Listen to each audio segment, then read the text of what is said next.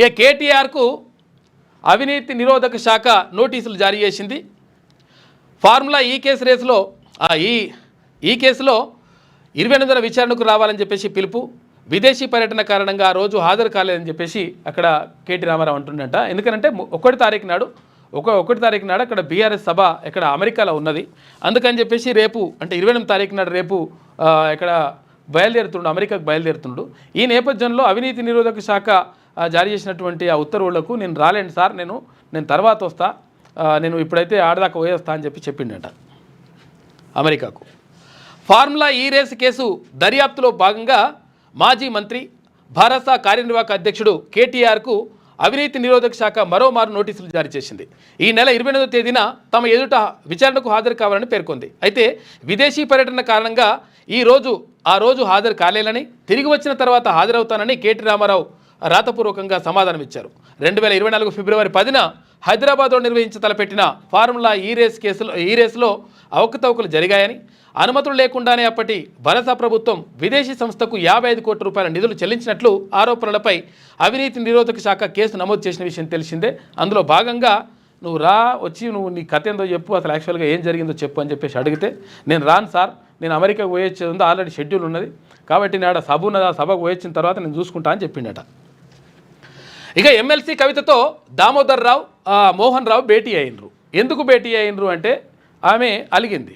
అలగడమే కాదు, ఒక బాణాన్ని కూడా ఎక్కుపెట్టింది. ఈ బాణం ఎక్కుపెట్టినప్పుడు కూడా ఏమే జరిగిందంటే అసలు యాక్చువల్గా ఈమె అమెరికా నుంచి బయలుదేరిన తర్వాత అసలు యాక్చువల్ లేఖ రాసిందేమో అప్పుడు గతంలోనే రాసిందట. 15 రోజుల కింద 16 రోజుల కింద లేఖ రాస్తే ఆ లేఖ ఎవరికి తెలుస్తుంది? ఈ లేఖ వివరాలు ఎవరికి తెలిసే అవకాశం ఉంటుందంటే తెలిస్తే కవితనన్నా లీక్ ఇవ్వాలి, ఎందుకంటే రాసినామే. లేకపోతే కేసీఆర్ అన్న లీక్ ఇవ్వాలి.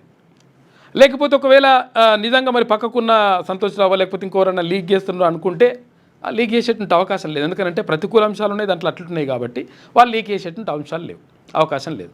అయితే తర్వాత ఈ లీక్ అయినటువంటి లేఖ ఎక్కడ ప్రత్యక్షమైంది ఫస్ట్ అంటే ఇక్కడ కాంగ్రెస్ దాని సోషల్ మీడియాలో ప్రత్యక్షమైందట. దీని ద్వారా అర్థమవుతుంది ఏంటంటే మరి ఆమెనే ప్రత్యేకంగా పంపించి ఇట్లా బదనాం చేస్తుందా అనేటువంటి ఆరోపణలు కూడా వస్తున్నాయి. సరే, ఏది ఏమైనప్పటికీ అమ్మా నువ్వు ఇట్లా మాట్లాడితే కరెక్ట్ కాదు, ఈ పార్టీలో ఉంటే పార్టీ పైన మాట్లాడితే కరెక్ట్ కాదు, తర్వాత నాయన ఏమైనా ఉంటే నాయనతో డైరెక్ట్గా మాట్లాడుకోవాలి, కానీ నువ్వు ఏ మాటలు లేకున్నా కానీ మేము మాటలు కలిపే ప్రయత్నం చేస్తాం, కాబట్టి నువ్వు అట్లేం మాట్లాడొద్దు, కాబట్టి నువ్వు మంచిగా ఉండాలని చెప్పేసి పార్టీతో సఖ్యతగా ఉండాలని చెప్పేసి పోయి కలిసిరట పెద్ద మనుషులు. ఎవరు దామోదర్ రావు తర్వాత మోహన్ రావులు ఇద్దరు పోయి కలిసి వచ్చిండ్రంట. కలిసి వస్తే ఇంకా ఆమె ఏం నిర్ణయం తీసుకుంది ఏం కథ అనేది తెలియదు.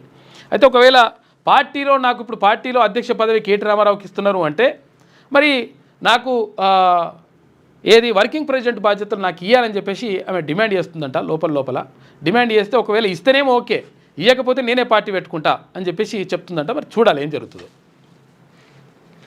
అయితే అవును, కానీ ఇంకో విషయం ఏంటంటే ఇక్కడ ఏది కేసీఆర్ ఒక వ్యూహాత్మకంగా ముందుకెళ్తా ఉన్నాడు. తర్వాత ఒక పద్ధతి ప్రకారం అంటే ఎవరైతే గెలిచినటువంటి బీఆర్ఎస్ పార్టీ నుంచి గెలిచినటువంటి ఎమ్మెల్యేలతో పాటు తర్వాత ఎవరైతే ఓడిపోయినటువంటి ఎమ్మెల్యే క్యాండిడేట్లు ఎవరైతే ఉంటారో వాళ్ళందరినీ కూడా ప్రజల దగ్గరికి ఊర్రని ఆయన మీరు రెగ్యులర్గా పోయి వాళ్ళని కలవండి. ఈ కలవడం ద్వారా ఏమవుతుంది అంటే కాంగ్రెస్ పార్టీ నుంచి గెలిచినటువంటి కానీ లేకపోతే ఇతర పార్టీ నుంచి గెలిచినటువంటి ఎవరైతే ఎమ్మెల్యేలు ఉంటారో వాళ్ళకు చెడ్డ పేరు వస్తుంది. ఎందుకంటే అరే ఓడిపోయినా కానీ మా దగ్గరకు వచ్చి కలిసిపోతుంటారు ఆయన, ఉన్నోడైతే కనీసం ఇక్కడ పట్టించుకుంటలేడు అనేటువంటి ఆరోపణలు రావాలని ఒక ప్లాన్ మాత్రం మంచిగా వేస్తున్నట్టు ఆయన స్కెచ్ చేస్తున్నట్ట. ఆ స్కెచ్లో ఒకవేళ మరి ఇప్పుడున్నటువంటి కాంగ్రెస్ పార్టీలో ఉన్నటువంటి కానీ లేకపోతే ఇంకా మిగతా పార్టీలో ఉన్నటువంటి ఎమ్మెల్యేలు ఎవరైతే ఉంటారో వాళ్ళు నిజంగా ప్రజలతోటి సఖ్యతతో లేకపోతే కేసీఆర్ చేసినటువంటి వ్యూహం ఫలించేటువంటి అవకాశం ఉంటుంది. ఎందుకంటే అరే ఓడిపోయినా కానీ మా దగ్గరకు వస్తున్నారు, మరి గెలిచినా కానీ మీకేం పుట్టిందిరా నాయన అనే పరిస్థితి తీసుకురావడానికి కేసీఆర్ ప్లాన్ చేస్తున్నట. కాబట్టి మీరు అందరూ కూడా పబ్లిక్ దగ్గరికి వెళ్ళండి, ప్రజలతో మమేకంగా అండి, వాళ్ళ సమస్యలు ఏందో తెలుసుకోండి, వాళ్ళ సమస్యలపైన పోరాటం చేయండి. చేస్తే ఆటోమేటిక్గా ఓడిపోయినా గెలిచినా కానీ కేసీఆర్ నయం ఉండరా నాయన అనే కాడికి తీసుకురావాలని చెప్పేసి కాక ప్లాన్ చేసి పంపిస్తున్నట. అది లెక్క. మీ పిల్లలు ఐఐటీఎం సెట్ లాంటి కాంపిటేటివ్ ఎగ్జామ్స్కి ప్రిపేర్ అవుతున్నారా?